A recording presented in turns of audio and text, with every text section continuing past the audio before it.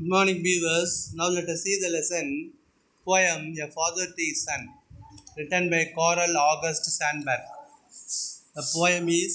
The name of the poem is A Father to His Son, written by Carl August Sandburg.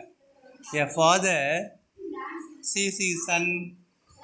A father sees his son nearing manhood. What shall he tell that son?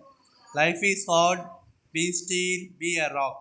And this might stand him for the storms and serve him for humdrum monotony.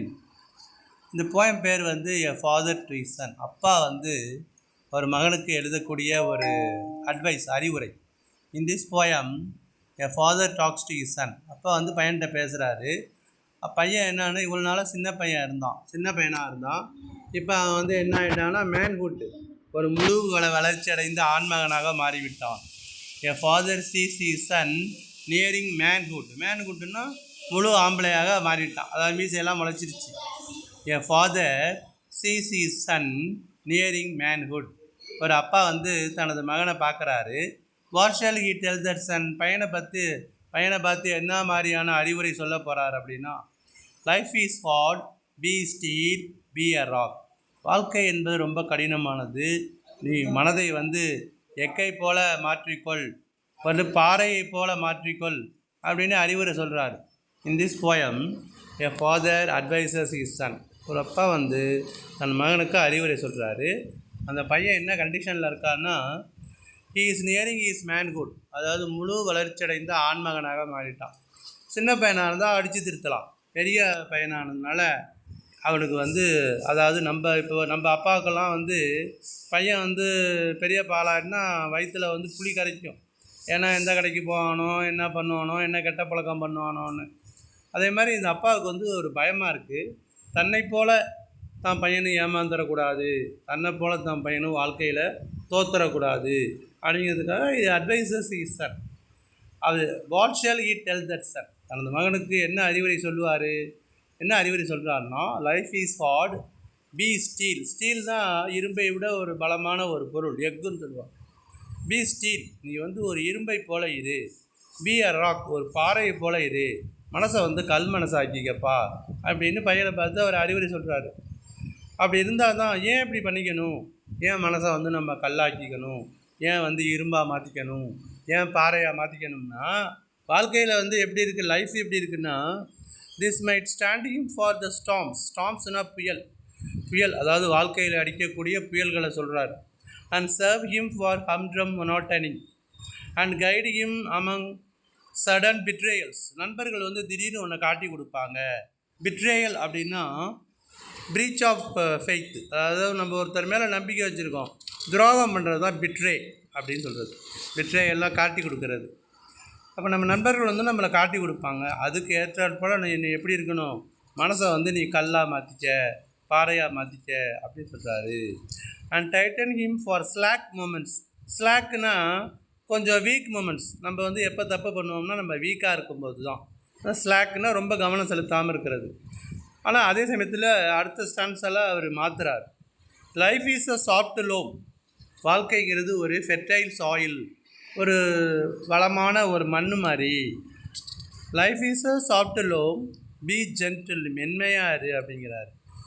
Be easy, go easy, ரொம்ப மென்மையாக இருக்க சொல்கிறார். And this too might serve him, brutes have been gentle where lashes fail. இது ஒரு ஃபேமஸான ERC. Brutes have been gentle. ப்ரூட்டுன்னா மிருகம்னு அர்த்தம். நம்ம கண்ட்ரி ஃப்ரூட்டுன்னு திட்டோம்ல, அது வந்து கண்ட்ரி ஃப்ரூட்டு கிடையாது, கண்ட்ரி ப்ரூட்டுன்னா மிருகம். அந்த மிருகங்களை கூட நம்ம வந்து அமைதிப்படுத்தலாம். Animals have been soft. அனிமல்ஸை கூட நம்ம சாஃப்ட் பண்ணலாம். ஆனால் அது என்ன ஆகும்? வேர் லேஷஸ் ஃபெயில். லேஷஸ்னால் சாட்டையால் அடிக்கிறது. சாட்டையால் அடித்து செய்யக்கூடியாத காரியத்தை கூட நம்ம அன்பால் சாதிக்கலாம் அப்படின்னு. இப்போ இதுக்கு வந்து நீங்கள் சர்க்கஸில் பார்த்தா தெரியும். சர்க்கஸில் பார்த்தீங்கன்னா ஒரு பெரிய சிங்கம் இருக்கும். அவன் ஒருத்தன் வந்து சாட்டையால் சும்மா லைட்டாக தட்டுவான், மேலே அடிக்க மாட்டான். சாட்டையால் தரையில் அடித்து இந்த ஸ்டூல் மேலே ஏறி உட்காரும். அதனால் அன்பால் சாதிக்கலாம் அப்படிங்கிறாங்க. அதாவது அனிமலை கூட, விலங்குகளை கூட நம்ம வந்து சாஃப்ட் பண்ணலாம். லேஷஸ்னால் சாட்டையடி. The growth of a frail flower in a path, அதாவது ஒரு பாறை இருக்குது. அந்த பாறையில் ஒரு சின்ன செடி பூச்செடியானது அந்த பாறையை சுக்குநூறாக உடச்சிட்டு மேலே வருது. The growth of a frail flower. Frail means a weak. ஃப்ரைல்னா வீக்கு. இங்கே எஃப் இருக்குது, அடுத்த ஃப்ளவர்லேயும் எஃப் இருக்குது.